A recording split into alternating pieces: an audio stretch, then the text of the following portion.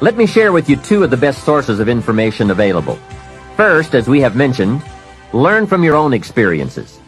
Become a good student of your own life. It's the information you are most familiar with and feel the strongest about. So make your own life one of your most important studies. And in studying your own life, be sure to study the negative as well as the positive, your failures as well as your successes. Our so-called failures serve us well when they teach us valuable information. They're frequently better teachers than our successes. One of the ways we learn how to do something right is simply by doing it wrong. Doing it wrong is a great school for learning. Now I would suggest that you not take too long. If you've done it wrong for 10 years, I wouldn't suggest another 10. But what a close at hand and emotionally impactful way to learn from your own experiences. When I met Mr. Schoaf, I had been working 6 years. I started when I was 19, and when I met him, I was 25.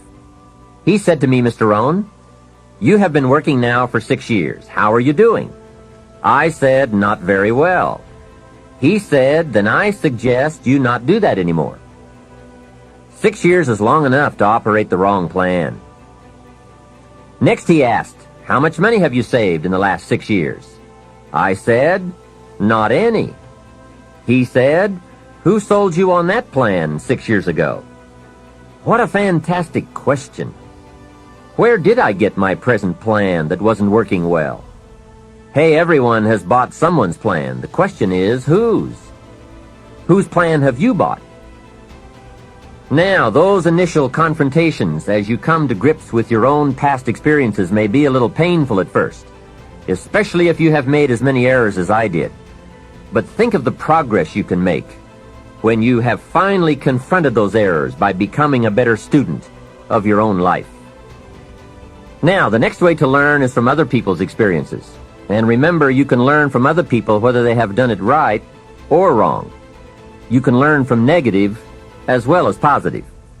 The Bible is such a great book because it is a collection of human stories on both sides of the ledger. One list of human stories is called examples. Do what these people did. And the other list of human stories is called warnings. Don't do what these clods did. What a wealth of information. What to do and what not to do. I think it also means, however, that if your story ever gets in somebody's book, make sure they use it as an example, not a warning. There are 3 ways to learn from other people. The first is to listen to the cassettes and read the books by and about people who've accomplished great things. All the successful people I know and work with around the world are good readers. They just read. They are so curious that they are driven to read because they just have to know. It is one of the things they all have in common. Here's a good phrase: all leaders are readers. And they use cassette programs too, especially while they're in the car or during other times when they can't read. Cassettes can help all of us easily pick up new ideas and new skills. Did you know there are cassettes and books on how to be stronger, more decisive, a better speaker, a more effective leader, have a better effect on other people, become more loving, develop personality, get rich, develop influence, become sophisticated, and people don't use them? How would you explain that? Did you know that hundreds of successful people have written their stories in books and told how they did it on cassettes like this, and people don't want to listen? How would you explain that? The guy's busy, I guess. He says, well, yeah, if you worked where I work, by the time you struggle home, it's late. You've got to have a bite to eat, watch a little TV, and get to bed. You can't stay up half the night and read. And this is the guy that's behind on his bills. He's a good worker, hard worker, sincere. But remember, you can be sincere and work hard all your life and wind up broke, confused, and embarrassed. You've got to be better than a good worker. You've got to be a good reader, a good listener. At least he could hear a good cassette on the way home, right?